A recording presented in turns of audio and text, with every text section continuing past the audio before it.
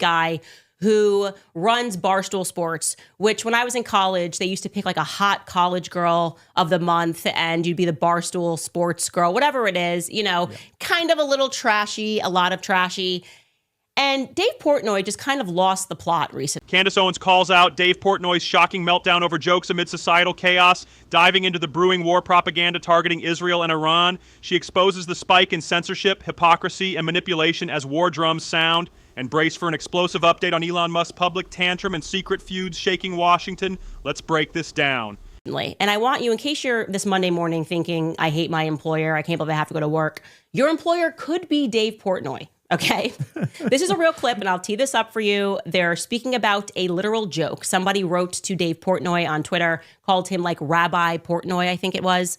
And this is how Dave Portnoy decided to respond to his colleague saying, I think jokes should be allowed. Take a listen. I think Rabbi Portnoy was a joke. You just don't get it, Kirk. You just don't get it. How many of these jokes? I get them all day, and they all sound like Mick. So how many of these jokes while people are getting murdered in the streets? Okay, well, you made a joke about people wearing jeans and getting raped, and then people were raped after that. I wouldn't blame you for that. That's insane to make that cop. Kirk, if you are doing that, no. It isn't. Kirk, it is. You don't see the comparison. Kirk, it's to Mick. Do you think Mick making that joke is why some guy went to a kindergarten? It's all the fact that he thinks he can say that. It's not just him, it's everybody. And he's a troll, Kirk. If you just want me to kick him out, not mention it, not care that this kid is anti-Semitic, shut up. If you just want me to ignore it. Don't tell me to shut up. Shut the up, you bald Okay, go ahead. How's that? Oh, it's kill. I'll never recover from that, Dave. Go ahead, continue. I'll never recover. Well, you're the one who big boss man, don't tell. I'll tell you, you work for me. Okay, go ahead, continue. You little bitch, you work for me. Sure, you bet. For now, oh, you continue. Don't? For now, quit. I don't care. Is this show or not a show? Like, is this a show or not a show? Like, we can't have a conversation? You're an idiot. Okay, continue. You're literally saying people should be allowed to make Jew jokes, say whatever they want right now. That's what I think people should be allowed to make jokes. So how many Jews have to be killed before you stop? This chilling question pierces the absurdity of defending free speech at the cost of humanity, revealing how propaganda weaponizes humor amid real violence and death. Wow. How many, Candace? Just how many? 101 before he stopped telling jokes. About 6. I mean, it's like, this is insane. I saw this clip and I just could not believe. First and foremost, I just have to say, any person speaking to someone that works for him, and he just went like slave master there. I mean, it was like whatever is in him, that is not someone that you should work for. I mean, not in private too. That was like a public podcast, like that. He knew that was public. Mm-hmm. And his logic here, Ian, I can slow this down for you because I don't think that you perhaps. Yeah, please do. This logic is so impenetrable. What he's saying is that if you make too many jokes, like if you call him, I don't know, Rabbi Dave too many times, then there will be death. And so what do you think about that? Jokes. Oh. Well, then we should probably ban free speech. That's where and we're protect going. Jews from the dangerous jokes. Yeah, because I grew up in the 90s where we were all making fun of each other. And so to see us kind of suddenly in this environment where he is seriously saying this, and I do want to say to his employee, he humiliated you. I mean, you have to at some point have some respect for yourself, like a shred of respect for yourself, and a paycheck cannot be worth it. And that is that moment. It's humiliating. You could try to turn it into a joke. He didn't apologize for it. But the reason why I wanted to start with this clip, because I really do think we have seen this over the last couple of years leading up to this very planned war with Iran. What happened first was a very obvious infiltration of a propaganda war where they just started accusing everyone of anti-Semitism, right? I was a victim of this. First, of course, shout out to Kanye West, went down first over a tweet. And then very quickly, we ended up at Rachel. Miss Rachel is anti-Semitic. And I think what they were doing was they were kind of priming the environment for nobody can question anything a Jewish person says or does, or Israel would cease to exist, whatever it is, because they didn't want us to prod this narrative of us needing to come to Israel's aid yet again. And they elaborated on that narrative with people like you and me and Tucker and lots of other like pundits, people that are commenting on the news. They elaborate on the narrative. So it's not just that you're anti-Semitic or you hate Jews, but you're actually funded by Arab nations. You're funded by terrorists in Qatar. so that hopefully their constituents wouldn't even listen. Because the moment you start listening to what they're saying and you listen to the propaganda that they're spewing, it just does not make any sense. It does not add up. Like, we should be censoring Jew jokes in America. I mean, like, just calling somebody a rabbi. I mean, not the First I Amendment, hope your right? skin is thick enough. What is he like? Candace unmasked the propaganda's audacity, demanding censorship to control narrative while dismantling free speech protections that should defend against their own abusive power plays.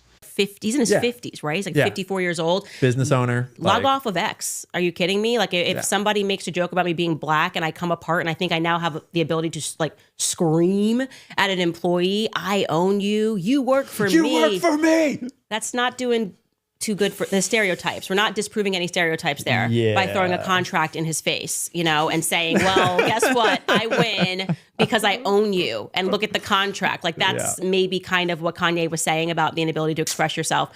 Anyways, I wanted to point that out. And there's so much that we have to discuss with this very planned war and the propaganda that is coming up right now. But there is no question that the American sentiment on this war is no. Like, they I actually think the propaganda, because they did it for so long and they took out so many people, like you went after Miss Rachel, it backfired, and now people have Israel fatigue. And by the way, for the international viewers of the show who don't know who Miss Rachel is, Skylar, we have a clip of her, right? And I'll show you why she's like considered an anti-Semite and they want her investigated by the DOJ.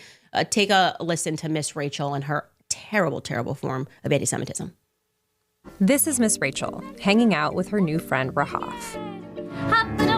Miss Rachel is like YouTube's Mr. Rogers, with millions of subscribers and billions of views. Can you nod yes? And Rahaf is a 3-year-old double amputee from Gaza. She lost her legs when her home was bombed, and months later was medically evacuated to the U.S. إحنا رايحين على أمريكا عشان نكمل العلاج. Miss Rachel saw a video of the little girl, now living with her mom and a host family in Missouri, watching her show. She's just so precious. Hopping like a bunny, and she was kind of hopping on the couch. And arranged to have Rahaf come visit her in New York. Yeah. That's pretty hateful, honestly. Yeah, we should probably deport her. That's what's coming. They want a DOJ to investigate her. Yeah. You guessed it. Why? Because they think she's being funded by Qatar. No one could have a feeling about anything that is against the state or doesn't make Israel look good. Her not having legs, this poor child not having legs, doesn't make them look good. So what better way to deal with that than to say, cancel Miss Rachel? I mean, so probably investigate the child too. Honestly, like, has anyone investigated that child to see if the child is funded by Qatar? Because that's some propaganda right there. They went after Theo Vaughn. They went after Joe Rogan. Yeah. They went after Daryl Cooper, a historian, for introducing facts about World War II that are not disputable. And so it was just becoming very obvious that there was some sort of an infiltration that was happening, and they all knew what their marching orders were. Bibi Netanyahu wanted them to emotionally manipulate us to think that, oh my gosh, you cannot even question anything the state of Israel is doing because we're in this very precarious state and the Holocaust is around the corner. And it's factually not true. And we have a right to discuss what our nation is doing, what we are funding, who is being killed by this, and whether or not this relationship with Israel serves us. Has it ever served us? War in the Middle East.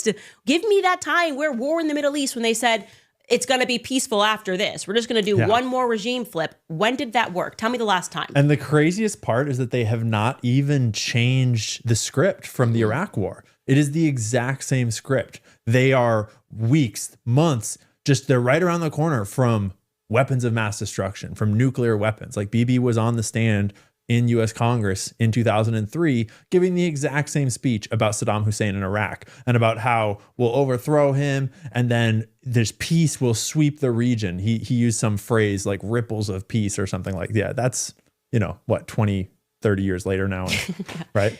He's been claiming this stuff about Iran for 30 years. He's been claiming this stuff about the other nations he wanted to overthrow in the Middle East for 20 years. It's not... They didn't have very much creativity with this one. No, and I think that's what it is it's worked for them in the past. It obviously worked the best after 9/11, and we weren't allowed to ask any questions about that narrative because we didn't have social media then. And so we had this relationship where we assumed the media was telling us the truth. Yeah. But Generation 9/11 has grown up. Okay. Like, I remember where I was sitting when 9/11 happened, what classroom I was in. We have seen the fruits of these wars, and we are asking the question why it seems that the only country that benefits from all of this, and they openly say it, these conflicts is Israel. They constantly are benefiting from these wars. They don't have the bodies to fight them, and they are going to draft American sons and daughters. He's already giving that rhetoric that we must get involved. Yeah. You know what, Skylar, could you pull the clip? I think I saw Alex Jones retweeted it, but it's Bibi Netanyahu basically saying that if we don't get involved in this war, New York is going to be bombed next, which sounds like a First threat. it's Tel Aviv and then it's New York. Yeah. Right? What is it? I understand America first, but I don't understand America dead. Oh, yeah, that's it. Yeah. So if you don't what rhetoric, do Israel first, then you will be America dead, which is why I found this meme to be hilarious, because we obviously know how this works with Israel. We have a long history and relationship with Israel. Can you pull up that meme? That's so funny. Look at this. Who wants to do a false flag? It says, and this is the question. To drag U.S. into war with Iran, you will A, attack a U.S. ship, C, assassinate a U.S. official, B, attack a U.S. base, or D, conduct terrorism on U.S. soil. This went positively viral, which tells you Americans are awake, okay? You don't get to keep doing this thing where like a president dies who's kind of against Israel, gets shot in the back of a car, and then you lock down and say, oh, no questions. Or like we catch Epstein blackmailing everyone, and then you get to lock it all down and say, no questions, we're gonna release the files, but maybe never release the files. Like we know who's doing this stuff. Yeah. Do you know? And I don't know. And honestly, like that meme, it went so viral, but it's missing option E, all of the above, which is what I'm concerned about. Because I mean, and it's like, oh my gosh, like I posted this on Twitter sort of, and people were like, you're so psychotic, you're so crazy. It's like Israel has done many false flags. all IDF bots. Many false flags, so both real. on America and on themselves. Like, I mean, the U.S. has done false flags. This is very typical standard operating procedure at this point. Because there's no difference between the CIA and the Mossad is pretty much what we were all coming to And there's understand. no consent for this war. Did you see Charlie Kirk's a poll that he put out like the day it all started? Charlie Kirk, who could not have an opinion before we found out if it was going to be popular with his audience or not, because clearly like his buddies want him to say one thing, but like his young conservative audience might not dig it. So he puts out a poll, should America get involved in the war with Iran? And it came back with about 500,000 votes as 90% no. Yeah, nobody wants to be involved in this war. Like and so they need to do something dramatic. And by the way, if you wanted to know this war was coming, the number one indication, which is the hilarity, because their propaganda is getting stupid. I don't know if they're just, old and out of shape. We were all heading in that direction. But when Trump survived the assassination attempt and we see this scrawny white guy from Pennsylvania, Matthew Crooks, who shot at Donald Trump, they then came out, this is reality, right? The deep state came out and said that this attack was orchestrated by Iran, that Iran was they had received intel just leading up to this, that Iran was going to assassinate President Trump. Then he was just the Republican nominee, or he was about to accept the Republican nominee. This is the most ridiculous thing ever. I'm going, okay, so you want me to believe that this guy, Matthew Crooks, was receiving, what happened here? He learned Farsi or they Kurdish. Approached him and... Can we get a picture of Matthew Crooks? Didn't look exactly to me like he could have had anything to do with Iran, but they went with this. Despite his phone getting traced to like interacting with FBI apparent devices. And you mentioned how the deep state came out and told us it was Iran. Bibi was a big part of that messaging. Bibi just happened to have a tour in the U.S. scheduled the week after that assassination attempt. And his script was clearly already written to blame this assassination attempt that turned out to be an attempt, to blame it on Iran. The deepest deception unfolds. The deep state weaponizes false intelligence, staging events to justify war, while the public is left to untangle the tangled webs of scripted lies.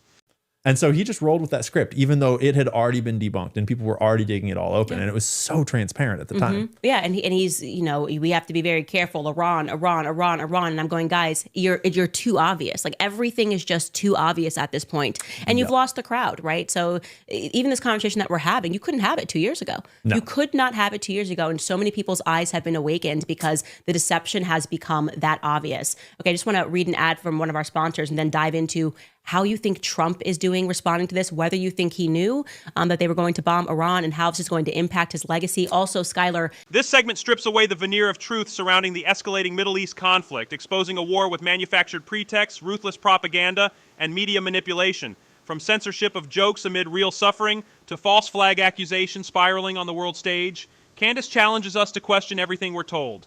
As deception reigns, we must stay vigilant and demand accountability. Drop your take below. Who's really pulling the strings behind the curtain?